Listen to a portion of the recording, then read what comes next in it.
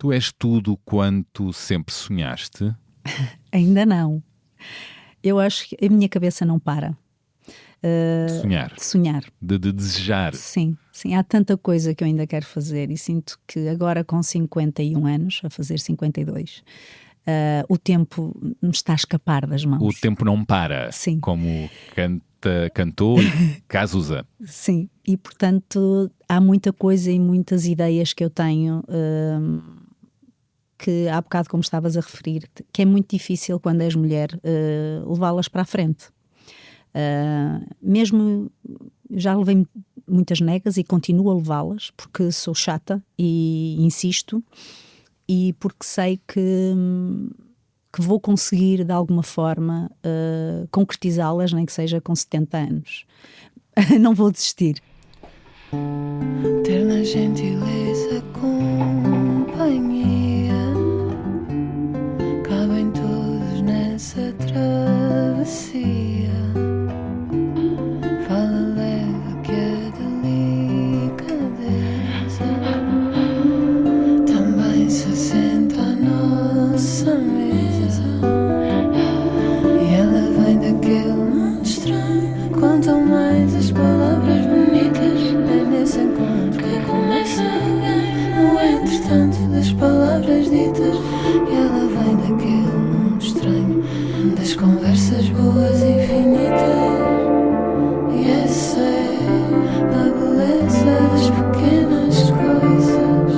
E essa é a beleza das pequenas coisas. Essa é a beleza das pequenas coisas. Essa é uma conversa com Bernardo Mendonça.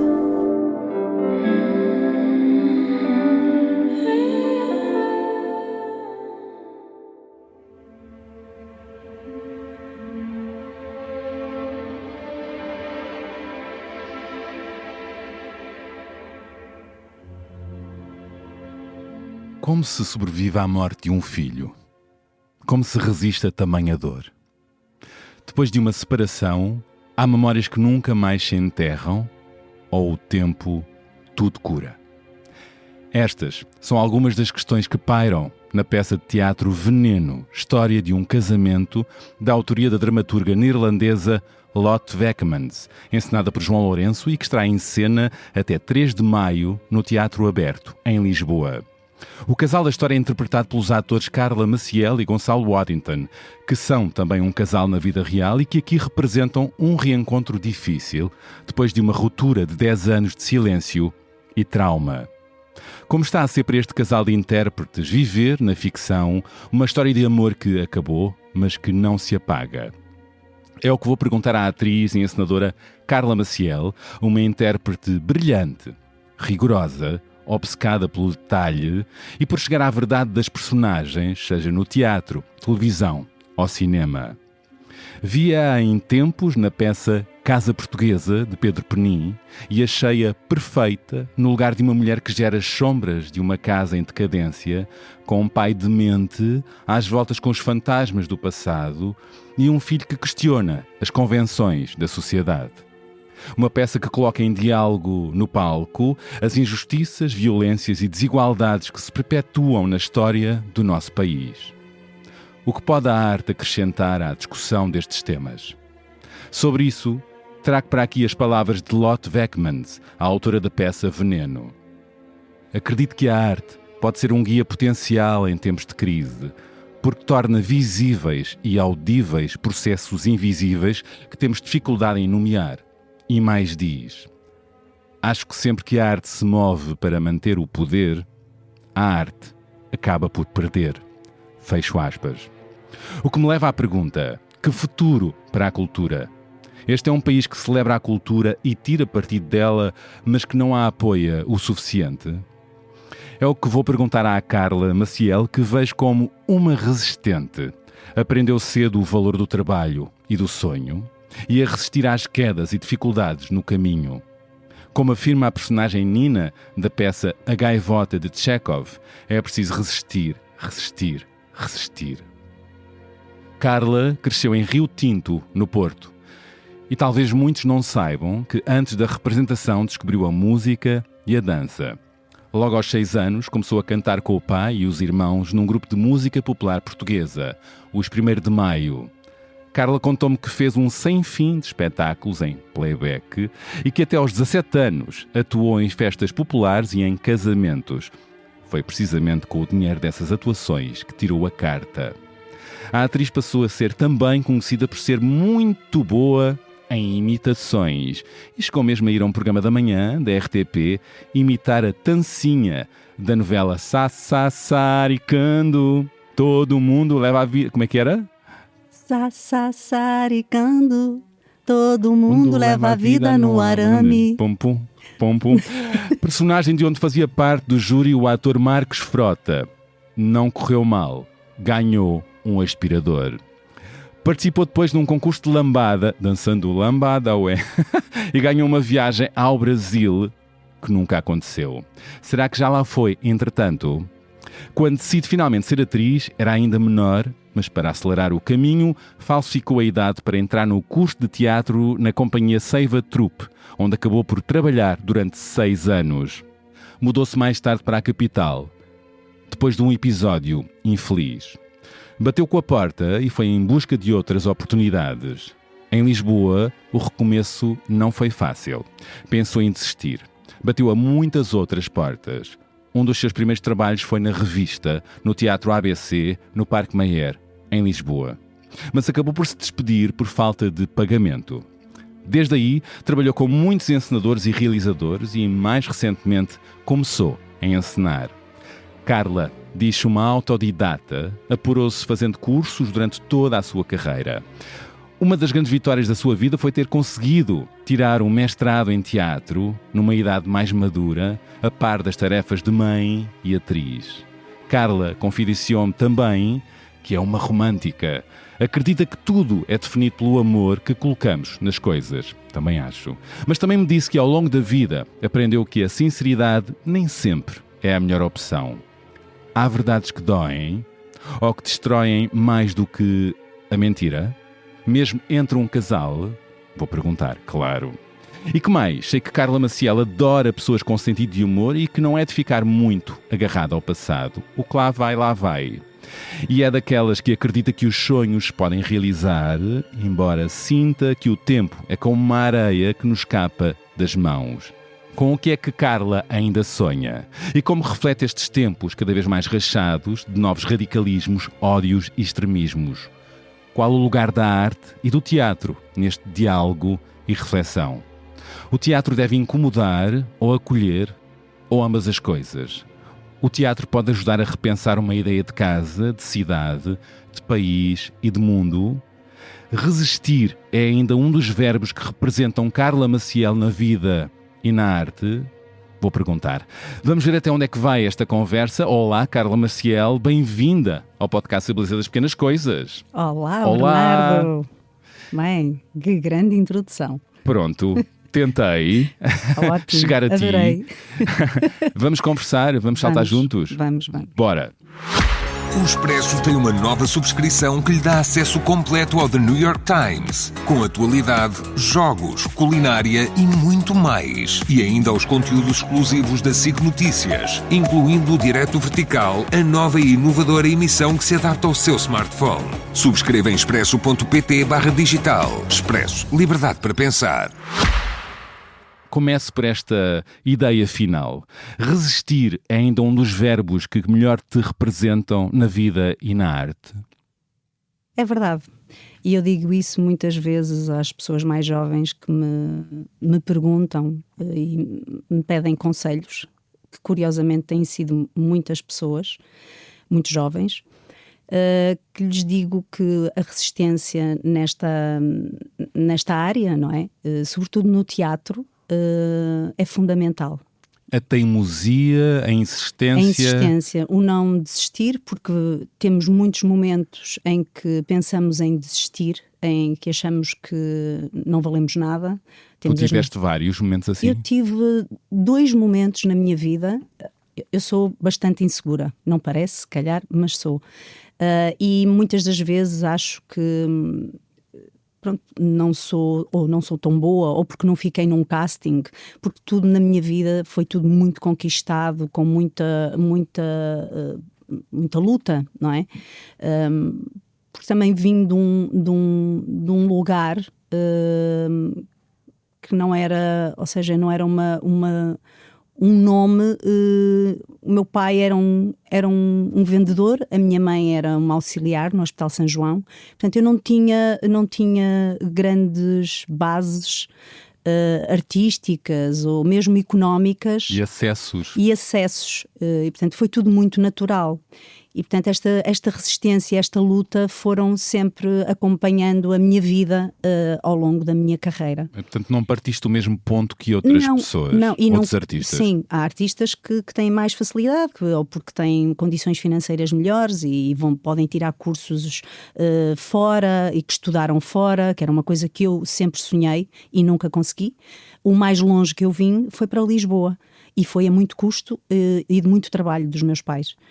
E, portanto, esta coisa da resistência que eu falo é estes momentos que nos põem, nós nos pomos em causa. E houve momentos ou 2 momentos na minha vida, que foi logo a sair desse curso da Seiva Troupe. Eu comecei a trabalhar na Seiva Troupe e depois tive ali uma paragem, e que na altura, portanto, os tempos eram outros, as plataformas, não havia plataformas, era tudo de currículo na mão e gastar solas, não é? Ires aos sítios se querias ser visto, senão mandavas por correio. Atiraste logo ao custo da Seiva Troupe e entraste... Foi aí que falsifiquei a minha idade. E quiseste logo atirar-te para a profissionalização porque também precisavas Não, foi natural, porque eles convidaram-me logo para entrar logo na primeira peça. Portanto, eu comecei logo a trabalhar. Só que, entretanto, houve ali uma pausa. E os meus pais foram as pessoas que sempre acreditaram em mim. Sempre. Eu é que às vezes não acreditava e achava que isto se calhar não é seguro e se calhar não é uma profissão que me vá sustentar a mim e para conseguir ter uma família. Então punha sempre em causa, e como tinha uma irmã que estava na área das ciências e já estava muito encaminhada, ela começou por reposição e depois foi para um laboratório, ainda hoje é top, num laboratório de delegada de informação médica. E, portanto, eu comecei a olhar para a minha irmã e a vê-la tão estabilizada, que pensei, se calhar é melhor eu vou fazer reposição nos supermercados. As pessoas que estão a repor os produtos. Estavas num momento sem trabalho. Estava num momento sem trabalho. Curiosamente, as 2 vezes que eu tentei desistir, outra foi para ir para delegada, uma entrevista de delegada de informação médica também. As 2 vezes que estive para desistir, apareceram-me sempre trabalhos. E eu pensei, pronto, olha, eu vou fazer este trabalho. Não pensei 2 vezes. Portanto, o momento de bater a porta já foi, já estava quase há 6 anos na Seiva Troupe. Queres falar disso? Sim, agora consigo falar disso, é curioso, porque eu, como tu disseste, eu não sou muito ligada ao passado. Eu vivo muito no presente, no aqui e agora, como diz Clarice Lispector. Sou de agora, sou de viver intensamente tudo o que faço e tenho péssima memória. E, portanto, até foi bom ter estado a pensar na minha vida. Às vezes estes programas são bons para nos fazerem dar-nos uma memória daquilo que andamos a fazer ao longo destes anos. E então olhas para o teu currículo e começas a pensar, fazer um exercício. A arrumar os móveis do passado. Obrigas-te até a pensar o que é que aconteceu nesta altura, porque esqueço muito facilmente. E portanto já estava há 6 anos na Seiva Troupe e sofri de assédio e algum abuso num espetáculo pela pessoa que era um dos diretores da companhia, que já morreu. Só consegui falar disso depois dele ter morrido. E é curioso porque eu percebo muito bem as mulheres que não querem falar ou que ficam em silêncio, ou porque não querem ser olhadas por terem sido ou abusadas ou assediadas, ou porque também não conseguem e querem seguir o seu caminho. Foi o caso de eu quero seguir o meu caminho, não quero mal àquela pessoa. Isto pode ser um bocado estúpido estar a dizer isto, mas é isto que eu senti sempre. Isto foi dentro de um espetáculo, estávamos a fazer uma digressão e essa pessoa aproveitava o momento, que era um momento mais íntimo, para me fazer determinadas coisas no espetáculo. Eu comecei a sentir que aquilo não era normal. Uma invasão. Sim, mas lá está, achava sempre que o problema era meu. Tipo, eu é que se calhar estou a inventar. E andei assim durante algum tempo, até que percebi que não, isto não é normal. Houve um momento um bocadinho mais intenso que até me magoou e de repente eu pensei, isto tem que acabar. Falei com os meus pais. Logo. Pedi ao meu pai encarecidamente para não fazer nada. Meu pai disse-lhe, eu não quero que tu faças nada, eu simplesmente vou levar as roupas, porque eu levava sempre, estávamos em digressão e levava as minhas roupas para lavar. Eu vou levar as minhas roupas, vou entregar e vou dizer que não faço mais a digressão e que não contem mais comigo. E só preciso da vossa ajuda porque vai ser agora o momento em que eu vou tentar a minha sorte em Lisboa. E portanto pedi mesmo ao meu pai para não... Ele só o queria matar, não é? Claro. E pedi-lhe para não fazer nada e estive estes anos, portanto vim para Lisboa. Claro que tentaram impedir-me que eu fosse embora, chegaram ao cúmulo de dizer que era normal, que ele fazia isso a outras pessoas, inclusivamente a uma atriz que também já não está connosco, mas que esteve lá há muito tempo, que era a Estrela Novaes, Pois. que também sofreu com aquela companhia, sofreu muito. E portanto eu disse, mas eu não sou as outras pessoas. Ele é mesmo assim, era a frase. Sim, e eu não quero passar por isto. As outras pessoas fazem o que elas entendem que têm que fazer e eu não quero fazer mais, não quero passar por isto porque não tenho necessidade e para mim a arte não é isto. E portanto decidi sair e foi o melhor que me aconteceu. Foi o melhor. Então atiras-te para Lisboa, não tinhas grandes sem medos, contactos. E por isso que eu às vezes digo, isto é a propósito, que eu digo muitas vezes a jovens que é preciso resistir quando há momentos de indecisão ou de insegurança. Temos que perceber muito bem se queremos realmente fazer o que estamos a fazer. É quando se é posto à prova, não é? É, porque é muito bonito às vezes a popularidade, mas isso não é tudo. Há um trabalho que é preciso ser feito e que é mais duro, que é viveres só do teatro, viveres com um ordenado só de teatro, conseguires fazer uma vida com pouco e com muito. E portanto isso é preciso resistência. Para além de que também é preciso, quando não estamos bem e quando sentimos que somos invadidas por algo que não queremos, invadidas ou invadidos, estou a falar no masculino e no feminino, mostrarmos que não é isto que queremos. Portanto, não ter medo de falar e de... Claro que fiquei sem trabalho, obviamente. Foi o resultado. Foi o resultado, porque vim para Lisboa, ninguém me conhecia nessa altura, não havia este intercâmbio de espetáculos e de coproduções, ninguém conhecia o meu trabalho. E recomeçar em Lisboa não foi fácil. Não foi nada fácil. fácil. Tiveste que bater a muitas portas e nem todas se abriram, não é? Sim. Foi difícil, mas pronto, faz parte. Senti-me muito sozinha porque não confiava em ninguém, eu não tinha amigos aqui. Portanto, foi mesmo um recomeçar do zero, mas é preciso tu quereres muito e saberes que é mesmo isto que tu queres da tua vida. E eu acho que desde cedo isto foi tudo muito natural. Parece um clichê, mas não. Foi mesmo tudo muito natural. Eu sempre... O facto de eu sonhar muito, sempre fui uma menina muito sonhadora e sempre a imaginar-me ser muitas pessoas. agora vou fingir que sou esta. Agora, os meus passatempos eram estes, era fazer imitações, cantar, fazer playbacks, o melhor playback, tentar imitar o melhor playback. Portanto, eu passava horas, o grupo de música popular. O teu pai Sim.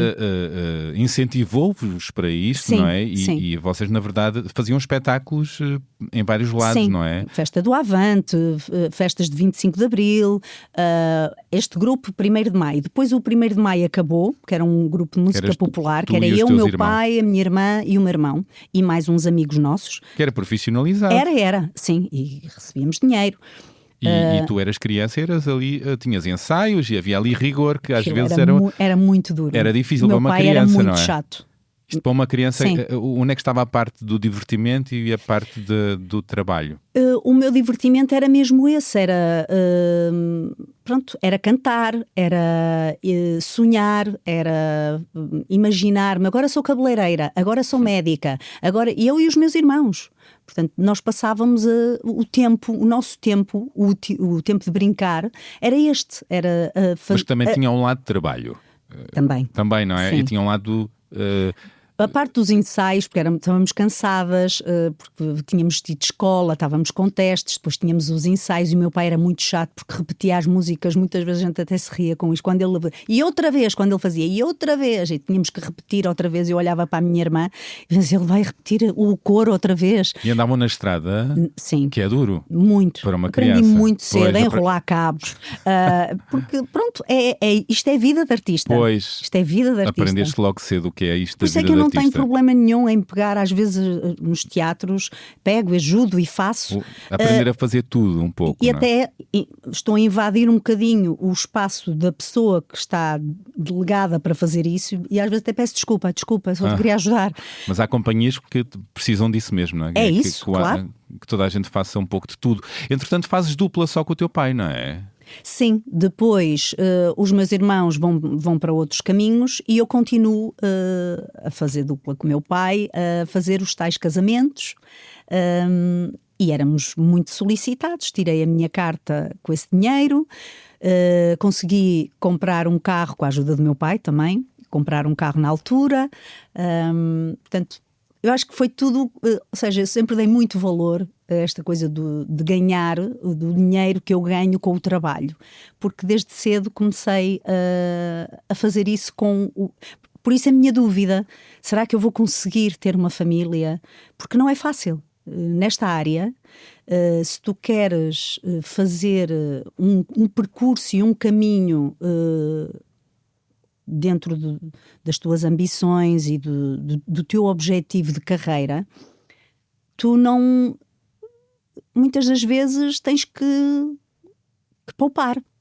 E penar. E não? penar. Pois. E eu não falo só de mim, há montes de pessoas, de artistas, que também têm que poupar e penar para conseguir fazer uma vida, confortável. E esta é a história da tua vida, não é? Ter vários momentos menos fáceis, outros mais confortáveis, não é? Ser artista, ser atriz em Portugal é quase sempre uma longa história de precariedade, de intermitência e resistência.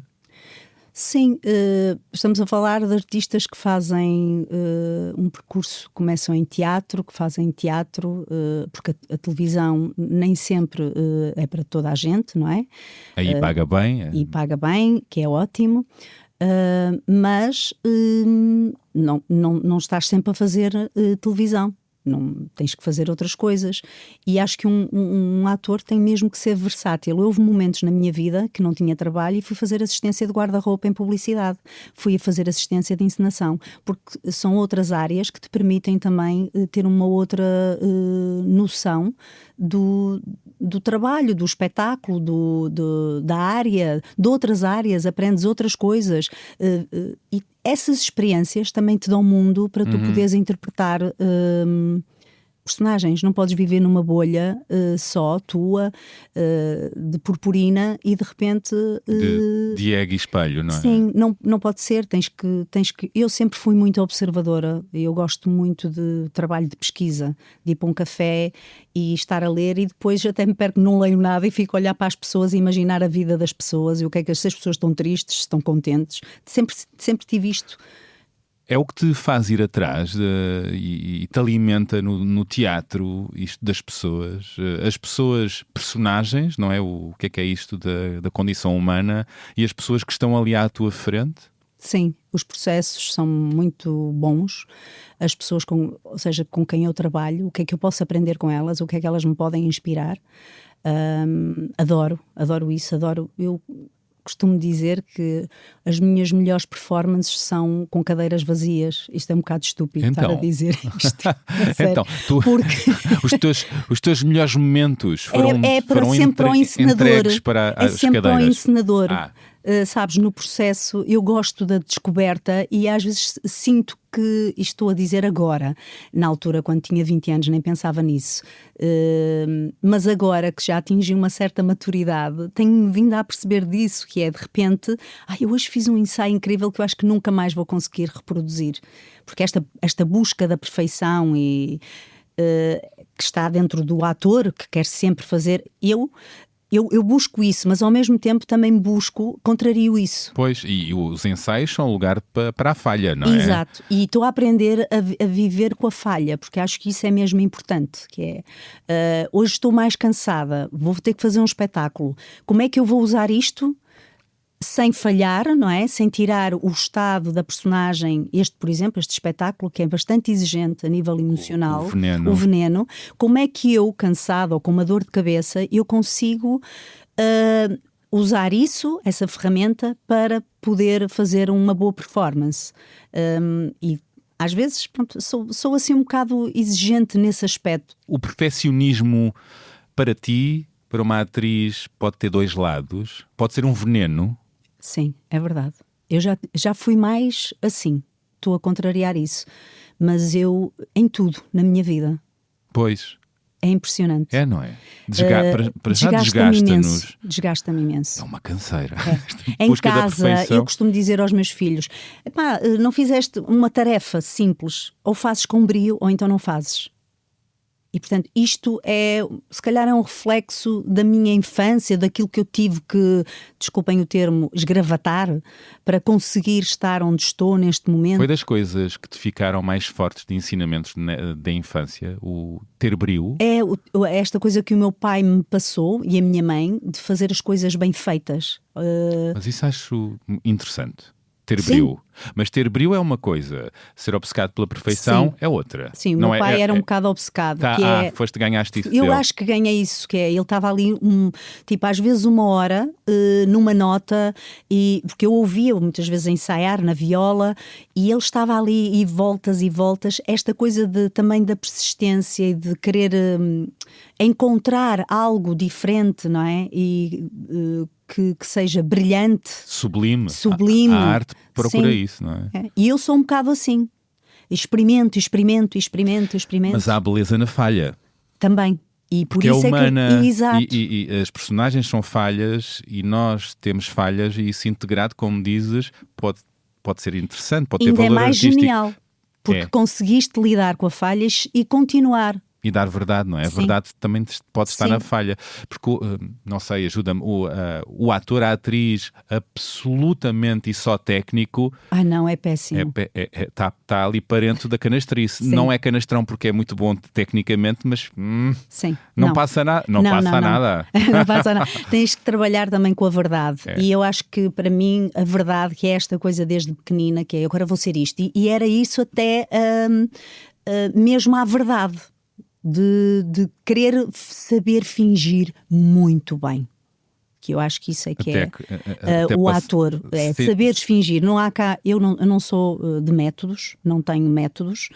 Não és Stanislavski nem nada do género. Mas já passei por eles todos, já fiz um workshop também para perceber como é que as coisas, como é que isso funciona e se aquilo era útil para mim. Não sou de métodos, mas utilizo todas as ferramentas que me vão aparecendo e até o que eu vou observando noutros atores, em filmes, de atrizes que eu gosto. Às vezes até imagino uma atriz que eu gosto muito, como é que ela diria este texto? Faço esse exercício. Como é que, sei lá, a Beatriz Batarda diria este texto? Mas aí está a imitadora. A imitadora de... Mas não, depois, não é imitadora, é sentir como é que ela diria esta frase. Claro, mas depois tens de te apropriar da coisa, senão não é máscara. Claro, não claro, é? sim, mas sim, é um processo.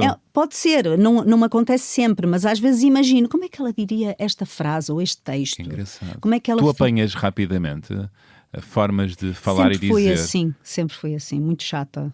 O meu pai dizia, lá está ela a filmar. Eu ia para uma festa, depois vinha da festa e começava a dizer, aquele falava assim, aquele era assim, aquele era assado. E o meu pai e a minha mãe riam-se, obviamente, não é? Porque apanhava muito bem. E em casa ainda continuamos assim. Arranjem um marido que também é igual, que é uma galhofa. E os meus filhos também apanharam esse humor.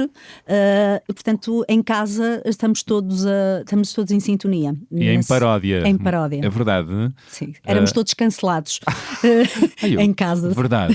Uau! Pois é. Porque, pronto, agora não é, as pessoas acham que isso é ofensivo, pode ser ofensivo, mas isso é uma característica do humor. É tu apanhares estas particularidades das pessoas. Portanto, há muita gente da nossa praça, seja lá de que área for, que volta e meia são interpretadas à mesa lá de casa. É? Às vezes por Carla. É? Sim, às vezes. Uau! Ou por Gonçalo. Sim, mas nós gostamos na mesma das pessoas. Às vezes não tanto. Sim, também temos gostado de toda a gente. Toda a gente. Falemos da peça Veneno, que está agora em cena no Teatro Aberto. Veneno, história de um casamento, de Lotte Beckmans. Estás a fazer com o Gonçalo e vocês estão ali a representar um casal na ficção, sendo vocês um casal na vida real, que se reencontra, este casal, estas personagens reencontram-se depois de 10 anos de silêncio, depois de terem perdido um filho. Foi uma vantagem.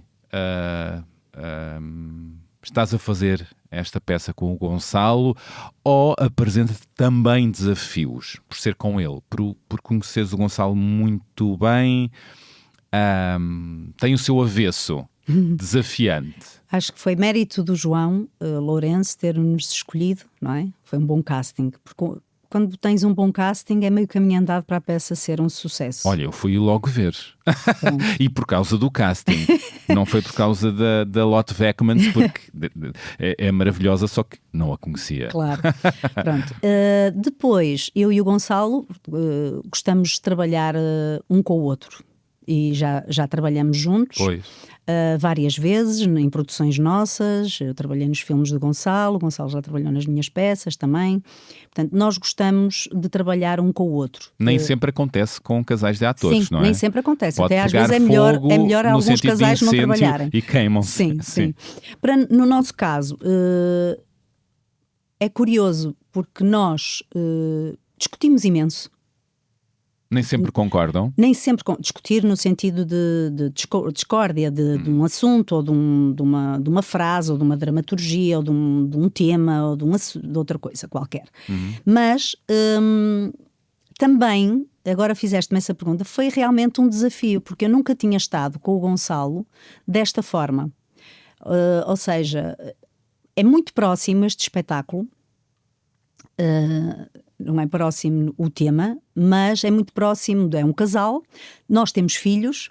É um casal que esteve muito tempo junto, ou nota-se muita cumplicidade? Muita cumplicidade, que também esses pequenos pormenores notam-se no espetáculo. Esta cumplicidade, se calhar, se fosse com outro ator, não haveria essa cumplicidade tão profunda, não é? Mas foi a primeira vez que fomos dirigidos por alguém. Normalmente nós estamos nas nossas produções e vamos debatendo ideias, acho que podias fazer mais assim, mais assado. Aqui fomos dirigidos por outra pessoa, com outro pensamento também, diferente do nosso, uma linguagem também diferente de ensinar. O resultado é logo sempre diferente também. É diferente. O João sabia que nós iríamos, obviamente, conversar depois dos ensaios, iríamos falar sempre do assunto, porque nós estamos sempre a falar do trabalho que fazemos. Levamos para casa. As personagens para casa. Sim, também. Levamos, não é as personagens, mas levamos os assuntos. E o que sentimos e o que é que podemos melhorar. Mas não é só neste espetáculo, é em todos, não é? Em tudo que fazemos. E conversamos muito sobre isso. Mas ver o Gonçalo num processo destes, numa proximidade tão grande comigo, foi muito curioso a generosidade dele, porque ela no espetáculo é ela que tem muito mais oscilações de humor e emocionais. Ela tem uma progressão maior do que ele. Portanto, ela é muito mais ativa do que ele. Mais intensa. E ele é muito mais de... O que ela dá, ele reage, é muito mais reativo. E foi muito generoso da parte do Gonçalo esse lado de me deixar ir e livre para descobrir esta mulher e este estado desta mulher, estado emocional desta mulher. E do próprio também João, porque o João, de facto, é um encenador que nos dá liberdade, que nos deixa, não julga logo. Eu, por acaso, aprendi imenso com ele, porque eu, como encenadora, estou logo a dizer: pá, isso não é bom. Tenho essa tendência de lá está do perfeccionismo. Isso aprendeste alguma coisa aí? E o João, porque é um homem muito mais maduro, claro. Não é? Já ensinou muita gente. E também sabia quem vocês eram. Também há essa confiança. Exato. Não é? E foi bonito. Deixa lá ver esta proximidade e como é que nós, os dois, nos demos nos ensaios. E, obviamente, que discutíamos imenso sobre abordagens, e às vezes eu achava que ele não estava a reagir bem àquilo que eu lhe estava a dizer, e isso dava logo uma discussão. Isso não é nada assim. Exato. Mas pronto, parece que levávamos o casal ainda... O que talvez, enfim, se vocês não fossem um casal, não se diria logo assim ao colega, não é? Não. Mas como somos mas quem um é que esta mas somos se julga? Muito honestos. Isso é muito bom, não é? Que é uma coisa que... Lá está, há bocado estávamos a falar de honestidade, disseste uma coisa que eu... porque tu dizes que aprendeste na vida... Aprendi na vida, exato. Aprendi na vida a não dizer tudo aquilo que penso. Porque, mesmo aos amigos, porque às vezes não é o momento certo, ou se calhar não é a forma, porque eu sou muito direta, sou muito à norte, muito sincera, e acho que a minha vida é muito direcionada nesse sentido também da verdade e de não ser hipócrita e de não ser... nem é hipócrita, é... Se eu não concordo, porque é que eu não hei de dizer, olha, ou se eu não gostei, porque é que eu não hei de dizer que não gostei? Aprendeste na vida nem sempre a dizer a verdade. Nem sempre a dizer a verdade, mas em casa, nós, eu e o Gonçalo e os nossos filhos, isso é um fator que está muito sempre na mesa. É sermos todos muito sinceros um com o outro. A verdade é um valor... a verdade dita de forma crua pode ser até uma agressão, sim, não sim, é? Sim. E num casal aplica, já disseste que não é? Não, isso é incrível. Pode ser problemático esta coisa por isso é que há muita discussão, ou às vezes é a forma também, não é? Porque o Gonçalo vive comigo há 25 anos, somos casados há 23, e ele às vezes nem sempre compreende, acha que eu estou zangada. Mas é à norte. Nós às vezes falamos e porque falamos muito intensamente. É tudo muito direto e tudo muito, parece agressivo. Mas não é. É a forma intensa como eu vivo as coisas. E muitas das vezes digo as verdades e ele pergunta-me: gostas disto? Ou mostra-me um texto? Ou qualquer coisa. E eu tenho que ser sincera com aquela pessoa. Logo. É muito mau.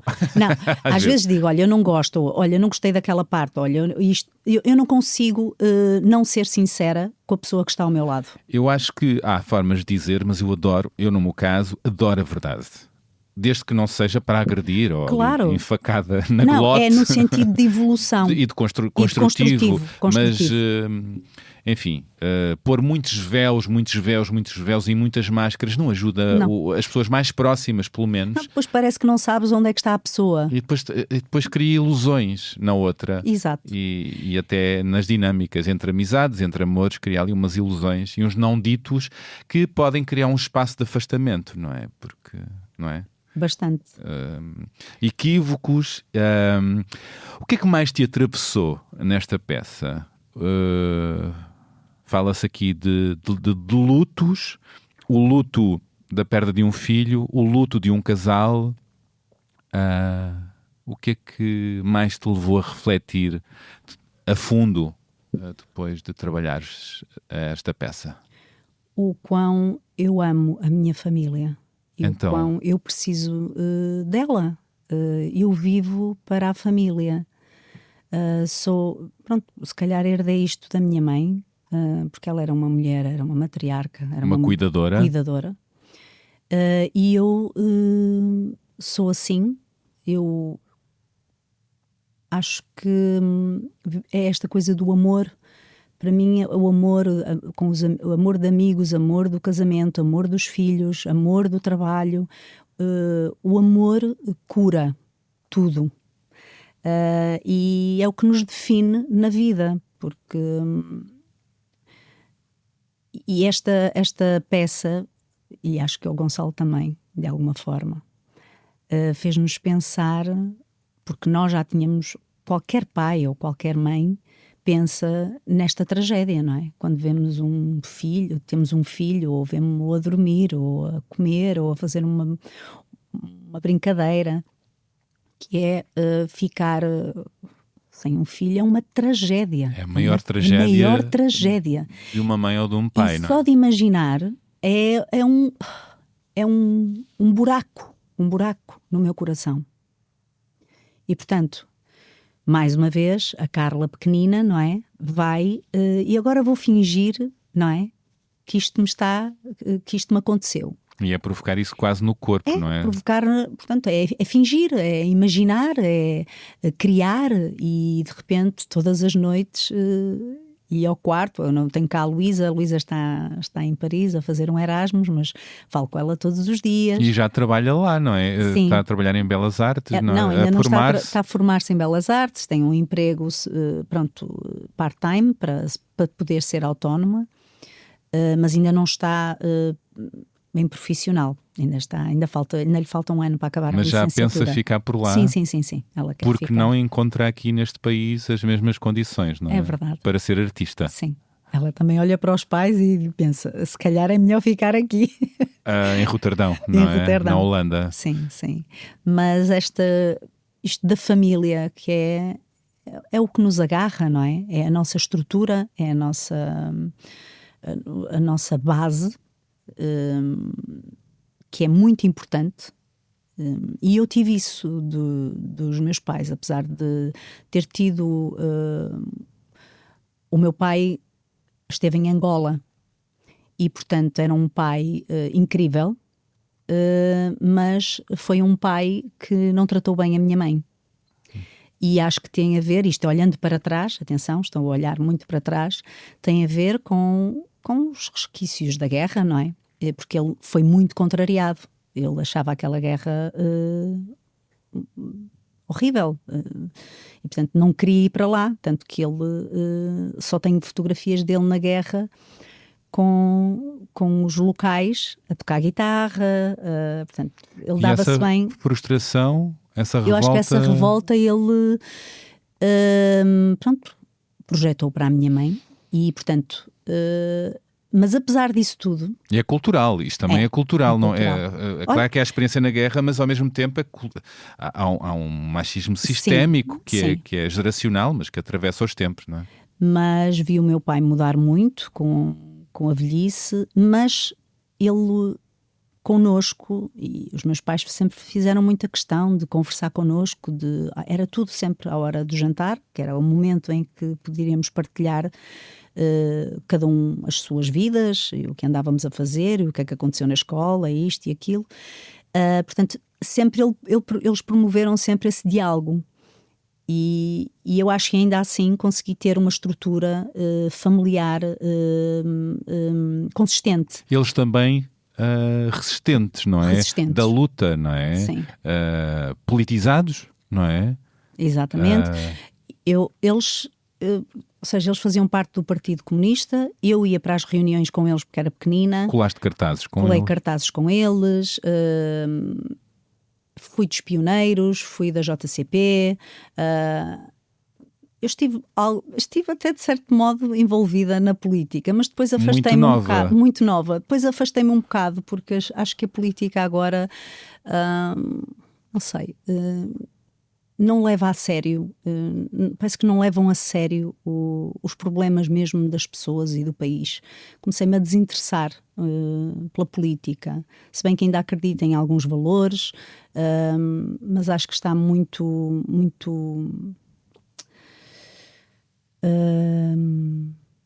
desligados. As pessoas estão mais preocupadas com os seus discursos e com os seus, o que é que eles podem provocar numa assembleia, os risos, do que propriamente os problemas sérios. Pois, os populismos. E o tempo de antena que também dão a esses populismos. Tu aprendeste muito cedo o valor da democracia, não é? Da liberdade. E vi muito através dos meus pais. Era pequenina e sentia isso muito através dos meus pais. Era uma coisa de corpo, de sensação. Sentia que, pelo que eles passaram,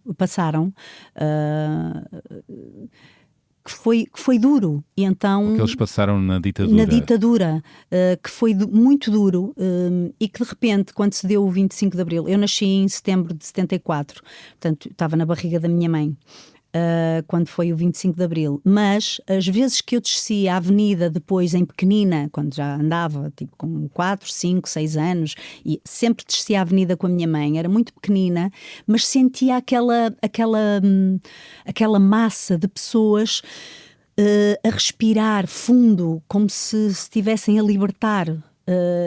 Isto é uma sensação, isto assim visto, sentido assim a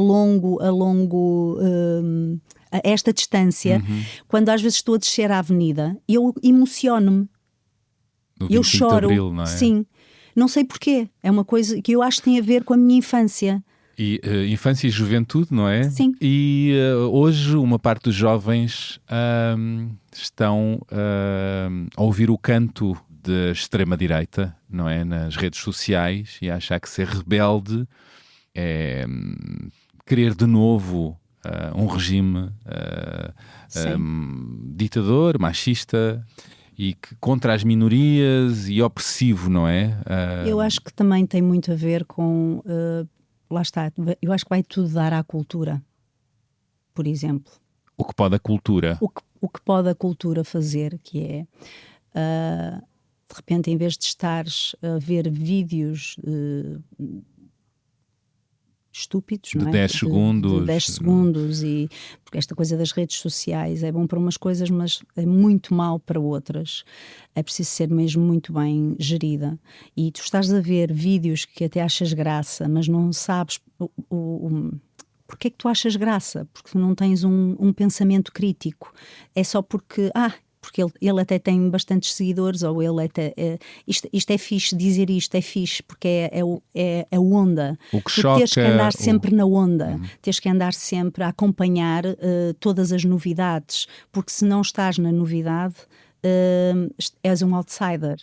Mas se estivesses nas escolas a começar, nos jardins de infância, ter professores licenciados em teatro e que pudessem... ou seja, que houvesse uma disciplina mesmo de teatro, onde tu possas ter acesso a exposições, música, teatro, cinema. Claro que isso engloba muito dinheiro, porque tens que deslocar as crianças, mas... ou então fazer sugestões para os pais irem. Porque fazer estimula parte o pensamento, Sim. É isso, não é? E abre o mundo. E a sensibilidade.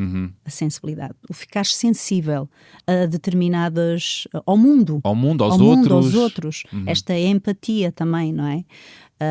E o ser ator também é estar na pele dos outros. Estás sempre na pele dos outros. E portanto, se te puseres isso também na vida real, estás na pele dos outros, estou na pele daquele, pá, não vou fazer isto, ou essa empatia que está a faltar, não é? Mas eu acho que se houvesse esse investimento de se começar nas escolas a promover uma disciplina que engloba isso tudo, não é só teatro, porque o teatro depois, essas disciplinas, tu aprendes a interpretar um texto, porque também depois ajuda no português. Eu vejo pelos meus filhos, às vezes eles não sabiam responder a uma pergunta porque não conseguiam interpretar a pergunta, não respondiam bem porque não conseguiam interpretar bem a questão. Tem a ver com o português, e saberes interpretar um texto, fazer a dramaturgia de um texto, também ajuda noutras disciplinas, em filosofia, portanto, vai complementar outras áreas. Mas não estamos nesse caminho. Não, infelizmente não. A cultura ainda continua a ser um parente pobre por cá? Eu acho que sim. Porque não temos uma política cultural forte, não dão valor, ou seja... Bom, nas acham grandes sempre companhias... que os artistas são subsidiodependentes, não é? E não é isso, não é isso. A cultura é mesmo importante. O pegar numa criança para olhar para um quadro que nunca tinha visto uma pintura, por exemplo, e eu falo por mim, quando comecei a ver pintura, eu não percebia nada de pintura. E não percebo. Mas gosto de olhar agora e tentar perceber e tentar fazer a minha história de um quadro, não é? Quem acha que o teatro não é do interesse da maioria das pessoas, a verdade é que muitas salas estão cheias, é verdade. Das grandes companhias. Há peças que estão muito pouco tempo em cena e as pessoas não têm tempo de as ver. Não têm tempo de vida as peças. É um problema, não é? Mas há muitas outras companhias de qualidade que não têm o mesmo apoio, que têm outras dificuldades. Porque a questão aqui é os espaços também. Isto não é só pedir, ou seja, nós sabemos que há pouco dinheiro para a cultura, de facto. Nós sabemos. Mas há outras formas de tu poderes dar esse dinheiro em espaços. Colocares companhias, estão a sair muitas companhias novas que não têm espaços para trabalhar. Nós, os mais velhos, também não temos espaços para ensaiar, por exemplo, e há tantos espaços em Lisboa fechados que a Câmara que poderia disponibilizar esses espaços. Vimos agora o caso dos Artistas Unidos, demoraram imenso tempo para dar um espaço aos Artistas Unidos, que já tinham uma corrente pública incrível, que fazem espetáculos incríveis. Portanto, esta dificuldade em nos darem espaços para podermos trabalhar, estão muitos jovens a saírem de escolas e a formarem-se em teatro. Para onde é que vão estas pessoas? Muitos deles estão a trabalhar em bares ou em noutros sítios, ou em supermercados, porque têm que trabalhar, têm que ganhar o seu dinheiro para poderem, claro. Não podem ficar a vida toda à espera de trabalho. E nem sempre os poderes estão interessados em dar tanto fôlego à cultura. Exato. Temos muito poucos espaços e os espaços que há não dá para tanta gente, e por isso é que estão tão pouco tempo também em cena. E tu andas 1 ano ou 2 a criar um espetáculo para com tanta gente para estar 3 dias. É muito frustrante para um artista, não é? Eu agora tenho um áudio que gostava que tu ouvisses e que depois comentasses. Vamos a isto? Olá, então eu estou aqui a gravar isto muito à pressa, antes de entrar para uma entrevista que vou fazer com a Carla aqui na Antena 1. Então é assim, eu acho que a Carla é a melhor atriz que eu conheço, sou mesmo um grande fã, gosto mesmo muito de trabalhar com ela e pronto, para além dela ser a pessoa com quem eu vivo e com quem eu quero passar o resto da minha vida, e admiro-a mesmo muito, e ela é muito exigente como atriz para ela própria, e isso obriga-me também a ter o meu jogo assim sempre a 100%, ou pelo menos eu tento tê-lo. A pergunta que eu tenho para a Carla é, depois dela falar do novo espetáculo do Poe, uma adaptação que ela vai fazer de vários textos do Edgar Allan Poe, gostava que ela falasse das próximas peças que ela pretende fazer como criadora e encenadora. Gostava que ela falasse sobre essa possibilidade, né, de continuar e explorar mais a sua carreira como encenadora e criadora de espetáculos e de cinema, eventualmente. É isto. É isto. Tivemos agora a ouvir o puseste-me Gonçalo Waddington. Com lágrima no olho. Eu sou o Bernardo que não faz chorar, mas pelos vistos o Gonçalo conseguiu, claro. E ele fala aqui do teu próximo projeto, do Poe, do Edgar Allan Poe, e desta tua nova faceta de encenadora. Fala-me disso. Pois, ele está-me sempre a espicaçar. O Gonçalo tem este dom, e é por isso que eu gosto tanto dele também, porque ele desafia-me. E foi ele que me desafiou, de certa forma, até para fazer a minha primeira encenação, que foi a partir da obra do Dostoiévski. Uhum. Foi um espetáculo, por acaso, que fez parte da minha tese de mestrado. E também ele tem este dom de me espicaçar, porque nós falamos muito, conversamos muito, e dos sonhos também, um do outro. E é muito bom. Os casais que se espicaçam e que não... Bom, também há desses, então, eventualmente entre atores, haver invejas entre casal, não é? Quem é que está com mais visibilidade? Quem é que tem mais importância? A luta de egos entre casal é um horror. Bem, a luta de egos entre amigos é terrível. Sim. E entre um ator e uma atriz também. É bom. O ego é uma coisa lixada, como eu costumo dizer. E isso vê-se muito, às vezes, nos ensaios com pessoas que não conseguem levar com uma crítica, porque ficam realmente com o ego magoado. E eu percebo. Mas há que haver os pés bem assentes na terra. E eu e o Gonçalo temos os pés muito bem assentes na terra, por acaso, nesse aspecto, porque falamos muito pouco de nós, até mesmo entre amigos, só se perguntarem. Mas falamos entre nós, nos nossos sonhos, falamos muito. E então eu estou sempre a dizer, eu gostava de fazer isto, eu tive uma ideia, e ele também partilha comigo. Pronto, e surgiu agora passado não sei quantos anos, 6, 7 anos, que já não encenava, que foi a obra do Poe, que curiosamente eu nunca tinha lido nada de Poe. Uhum. E sempre achei que tinha que fazer alguma coisa de Poe. Não sei porquê, havia assim um feeling meu. E talvez por causa do terror e do gótico, porque eu adoro terror. Adoro. És público de... Sou. Cinema, e não sou daquelas que facilmente se assusta. Não. E até vou às vezes assim à meia-noite sozinha para provocar mesmo o medo. Imaginas-te como uma Scream Queen? Eu adorava fazer um filme de terror. Verdade. Meu Deus, adorava. Uma Jamie Lee Curtis da vida. Era o meu sonho. A fugir é um dos meus sonhos. Não queria morrer sem fazer um filme de terror. Estou à espera do realizador. Esta frase é muito maravilhosa. Não queria morrer sem fazer um filme de terror em que pudesse morrer lá. Por exemplo. Não é? Mas pronto, este espetáculo surgiu sobre... portanto, é a partir do Poe. Mas eu comecei a investigar e percebi que o Poe houve várias versões sobre a morte do Allan Poe.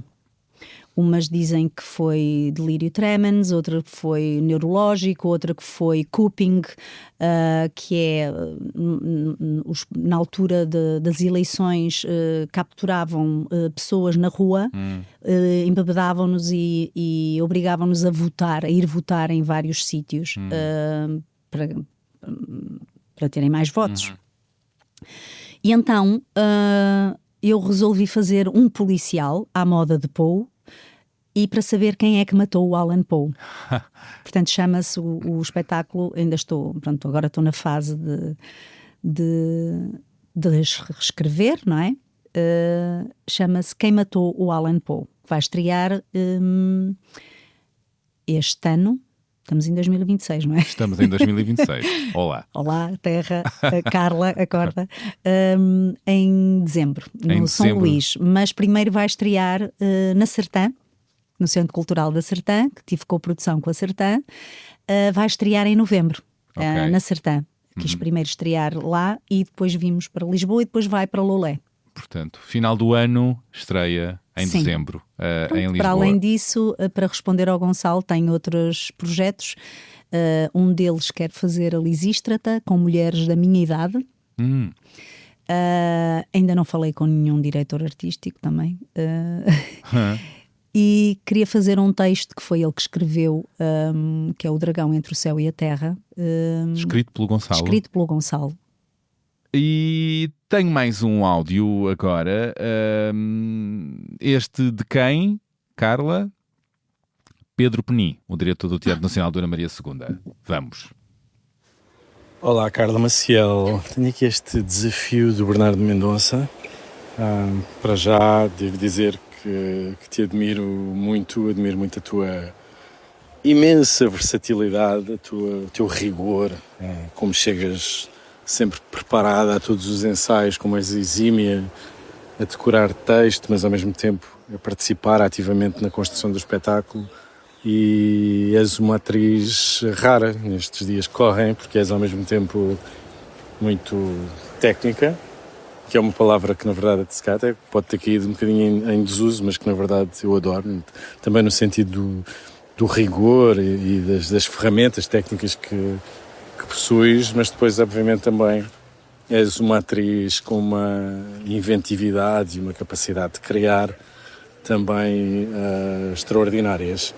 E pronto, depois desta sucessão de elogios, mas que na verdade acho que são totalmente justos e merecidos, e depois também enfim, de pensar como nos conhecemos, que na verdade convidei-te para fazeres um espetáculo, que era também um espetáculo bastante importante para mim, porque era a minha primeira encenação enquanto diretor artístico do Teatro Nacional Dona Maria II, mas estava tão convicto que eras a pessoa certa, que decidi avançar mesmo sabendo que não nos conhecíamos e que nunca tínhamos trabalhado juntos, mas de facto foi a aposta mais que ganha e fico muito contente de ter encontrado e de ter podido trabalhar com uma atriz como tu.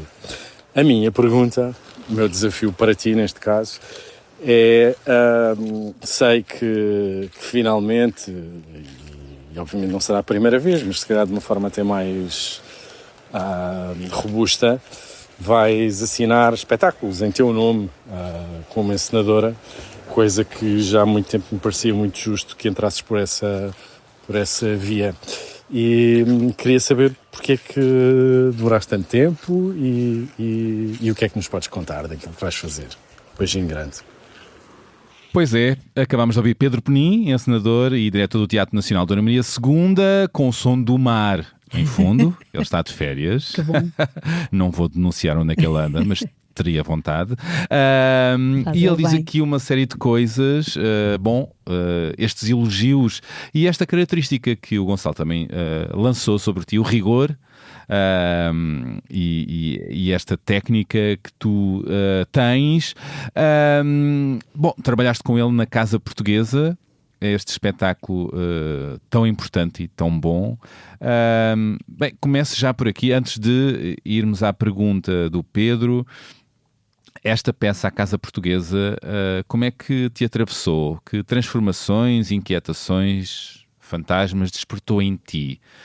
Porque convoca muita coisa, não é? O que é este país, a nossa memória. Agora, há pouco falavas do teu pai. Olha, foi em aí África. que eu comecei a pensar no meu pai. Foi? É verdade, sim. Porque, pronto, O são aquelas coisas que o descolonialismo. tu esqueces, não é? E que vais andando a tua vida e de repente a Casa Portuguesa parou ali num sítio. Descolonizar, aliás. Sim, e um sítio onde abordas muita coisa. Podíamos fazer spin-offs de várias histórias dela, do pai, das bichas. Aprendi imenso com as bichas. foi muito giro, porque eu conheci As o Pedro. Fado Bicha. As Fado Bicha, sim. Gosto imenso delas, pronto, tenho uma grande admiração, e porque são pessoas que ensinaram-me muito, porque eu fui para os ensaios e não estava muito à vontade com estes temas queer, e assumi logo isso, porque eu sou assim. Não quero fazer que sei e quando Claro. não sei. E portanto disse, olha, se eu cometer algum erro, se eu disser alguma coisa que vos magoou, por favor, corrijam-me e expliquem-me, digam-me porquê, que é para eu aprender. Estamos a falar da Lila Vivo e do João Caçador. Do João não é? Caçador, sim. E portanto construímos uma amizade nesse sentido. Eles ensinaram muitas coisas, eu fazia-lhes perguntas, dúvidas que tinha. Portanto, também aprendi imenso com elas. E foi um encontro bastante feliz. Trabalhar com o João Lagarde, que também é um ator incrível, muito mais velho, e que tu vês que não estagna. Em palco, ele está sempre a reinventar. Muito bom vê-lo ali em palco. Sim. Nesta peça. Fazia de teu pai, Do não meu é? pai. Depois tinha um jovem ator que era o Sandro, que é o Sandro, que também Estão todos muito bem. me ensinou muitas coisas, mesmo porque eu gosto de me rodear de jovens para perceber o que é que eles pensam. Estes confrontos que Sim. acontecem em palco no espetáculo também vocês Também, tiveram sim, tivemos, nos ensaios. sim. Operou então mudanças em ti? Sim, sobretudo nesta mulher também, comecei a pensar, a ler muito mais mulheres, por exemplo, e sim? sim, A ir porque eu atrás lia de muito mais vezes de autoras? Sim, lia muito mais Uma homens, não sei consciência porquê. mais do quê? Do feminino? Sim, do feminino, porque ela estava em processo de libertação, esta mulher. E, portanto, eu também comecei a libertar-me de alguma forma. Também tu, Carla Maciel? Sim, e a ter alguma opinião sobre coisas que eu fazia, não é sobre os outros. Eu estou a fazer isto, mas isto realmente não é bem feito. Eu não devia fazer isto. A pôr-me em causa. Que é não o que o público também faz quando vê Sim, estes espetáculos, sim. não Portanto, é? foi um encontro Questiona-se. muito feliz, e gosto de trabalhar com o Pedro. Já tinha, portanto, fui substituir a Ana Guiomar numa peça dos Perfeitos Desconhecidos. Foi aí que eu o conheci, que ela ia de férias e eu fui fazer as férias da Ela Ana. foi para o tal para um mar qualquer. Exato, e eu fui e gostei imenso, porque foi ali no Maria Matos, era uma peça super divertida, e entretanto ele depois convidou-me para fazer a Casa Portuguesa, e acho que foi muito bom. Acabamos agora em Liege com a casa. Pois, ainda estiveram Tivemos muito tempo, muito sim. tempo Foram para aí 2 anos ou 3, já não sei. e regressaram a Lisboa, não é? Sim, depois fomos à Galiza e a Liege há pouco tempo. O que é que te levou a atrasar ou a adiar este caminho da encenação e das criações próprias? Ele por acaso já me tinha feito uma vez essa pergunta quando eu lhe fui propor um espetáculo, é curioso. Porque eu gosto muito de representar. Mas uma coisa anula a outra. Não sei, ou seja, eu gosto de fazer, por exemplo, eu gosto de convidar encenadores para fazer papéis que eu me apetece fazer, como foi o caso da Bovary, a Dama das Camélias. Convidei encenadores para fazer estas mulheres. E ainda quero continuar a fazer isso, porque quero trabalhar com pessoas que me inspiram e que me podem também dar um outro lado de um espetáculo ou de uma ideia, para poder debater ideias com essas pessoas. Aqui a encenação é mesmo uma coisa que vai acontecendo. Não é que eu não forço. Mas à vontade. À vontade, mas também há muita vontade de estar lá dentro. E, às vezes até se acumulam os papéis. Sim, só que isso eu acho que ainda não consigo fazer, porque, por exemplo, isto do Pou eu não vou estar dentro, vou estar só a encenar, mas, por exemplo, a ideia da Lisístrata, eu quero estar lá dentro, porque eu quero fazer a Lisístrata. Perguntando, percebo, ainda bem. Porque sou eu que tive a ideia, ok? Era o que mais me faltava. Era o que mais me faltava. Não estar lá também. Exato. É sempre mais difícil para uma mulher afirmar-se nesses papéis de liderança, de direção? No teu caso... No meu caso, ainda é mais. É, não é? Porque eu venho de Rio Tinto. Então, Pronto, o meu percurso foi sempre muito, muito mais lento, porque também quero que as pessoas me convidem pelo meu valor. Eu nunca gostei dos favorzinhos e porque, olha, és meu amigo. Não, aqui não há misturas. Eu gosto que as pessoas me convidem. Enquanto sei, até digo às vezes ao Gonçalo, tu não vais sugerir o meu nome a ninguém. As pessoas, se tiverem que se lembrar de mim, eu vou fazer o trabalho porque as pessoas se lembraram de mim ou do meu trabalho. Porque senão não me sinto bem a fazer o trabalho. mas demoraste uma vida a ter confiança para dirigir. Sim. Demorei uma vida e ainda assim ainda não estou confiante, mas acho que isso também faz parte. Claro. Nós não temos que estar confiantes em tudo. Até na representação eu nunca estou confiante, nunca estou satisfeita, portanto... Nunca? Nunca. Houve algum papel, olhando para trás, há algum papel, alguma peça em que tu digas, ali cheguei lá? Há bastantes. Há O que eu estou a bastantes. dizer durante os espetáculos há momentos em que eu sinto que, pá, hoje não foi. Hoje não baixou o santo, como eu costumo dizer. Sim. Mas já tive muitos papéis que foram à minha altura. A Bovary, a Dama das Camélias, que eu sempre disse que queria fazer uma Dama das Camélias diferente e convidei o Miguelinho Loureiro para isso e o que é certo é que eu fiz uma Dama das Camélias diferente, muito cómica. Eu por menos porque pensei eu que ias adoro. dizer de outra maneira. Uma dama das camelas do... Sim, porque foi de facto, eu gosto muito de fazer comédia. Como o Gonçalo, aliás. Sim. E, portanto, aquela Dama das Camélias, houve pessoas que saíram a meio porque estavam à espera de uma Dama das Camélias diferente, mas era trágico na mesma. Pois. Aquilo era trágico.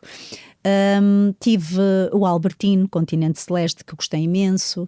A Nina, da Rita Calçada, que foi um espetáculo, um monólogo. Este espetáculo, por exemplo, que o João, o Veneno, eu sinto que este papel está à minha altura.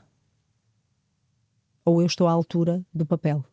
Podem assistir a este papel, ainda está em cena. Ou eu estou à altura dela, não sei. É um papel que te veste curioso, bem. É curioso, eu é que sirvo a personagem é que me serve a mim. E eu acho que a personagem é que me vai servir a mim. Mas eu acho que vou servir bem a personagem, não é? Ele dá-me esta personagem e eu vou servi-la bem. Falaste agora da Nina, de Chekhov, e eu tenho um áudio agora para ti, da Rita Calçada Bastos. Esta é uma carta de amor. Sim, de amor para uma amizade sem preço. E tudo o que não tem preço tem cara de amor. Vale por si, se me faço entender. Não é fácil escrevê-la, não seria capaz de escrevê-la se ela não fosse por si só fiel a um sentimento que não se mede. Nasce da observação, da admiração, da reciprocidade, melhor ainda, da sincronicidade. É uma carta que nasce com a urgência do dia e que te celebra, querida, como deve ser celebrada. Muitas vezes tenho agradecido nas nossas mensagens e em alguns encontros a tua amizade. Reconheço-a como uma bênção de vida, com um orgulho próprio daqueles que não nasceram irmãos, mas depressa se tornaram mais do que isso. Fazem parte da carne, do processo de vida de quem se procura e encontra, de quem se faz par e caminha de mãos dadas. E tu és isso, para mim, uma fonte inesgotável de inspiração e brilhantismo, força de vontade, suor, lágrimas e muitas gargalhadas também. E tu fazes isso para que tudo aconteça como desejas. Tu és tudo com que sempre sonhaste. E orgulho-me tanto disso. Tenho um orgulho infinito por te ver construir-te contra o que seria expectável e te ver-te pelo naventa toda despachada a enfrentar as adversidades da vida. A menina de Rio Tinto que começou numa companhia e mesmo reconhecida bateu com a porta e veio para Lisboa com uma mala cheia de sonhos à procura de uma oportunidade. Teimosa, não vias outra alternativa que não a de te cumprires e fizeste o que devias ter feito. Bateste às portas todas até que uma se abriu. Conquistaste com o teu trabalho e com a tua dedicação um percurso reconhecido pelos teus pares e pelo público. és corajosa, adoras desafios e assumes-te como és, qualquer que seja o ambiente. És autêntica. Percorreste comigo um regresso à encenação sem medo. Acreditaste e atravessaste-te por mim, como te atravessas por todos os que amas, e amas alguns, verdadeiramente. E atravessaste também pelo nosso trabalho e voámos juntas. E é tão bom voar contigo. É tão bom ver-te reconhecida e a tomar o lugar que mereces à custa do teu trabalho, da tua perseverança. Em vez dos lamentos, agradeces. Em vez de te deixares na lama, neste caminho que nem sempre tem sido a direito, num país que não é para artistas, tens honrado a cada dia a Nina do Chekhov que conheces tão bem. E resistes. Não é para todos. Não és de lágrima fácil e o humor salva-te. Agora que já estás a ficar crescida e que já não dizes a qualquer um aquilo que pensas porque percebeste que não doutrinamos ninguém, tens toda a energia para te focares em ti e em tudo o que queres que aconteça. Descobriste que tens esse poder. Tens uma família linda, tens amigos que te adoram e tens tudo com que tens sonhado. Está tudo a realizar-se, não é? Tu, que és uma mulher de ação nas tuas intenções, de generosidade infinita, de sonhos, diz-me, o que é que ainda te falta? Pois é, acabamos de ouvir a mensagem emotiva da atriz Rita Calçada Bastos, houve lagrimita, que aqui lhe deixa uma carta de amor e de amizade, que a celebra a Carla, que junta ao seu olhar e muitas mais camadas de conhecimento sobre a Carla Maciel, que soube sempre ultrapassar as adversidades, batendo com algumas portas e abrindo muitas outras, cumprindo-se. Carla será tudo com o que sempre sonhou? E deixa-lhe a pergunta, o que é que ainda lhe falta na profissão e na vida?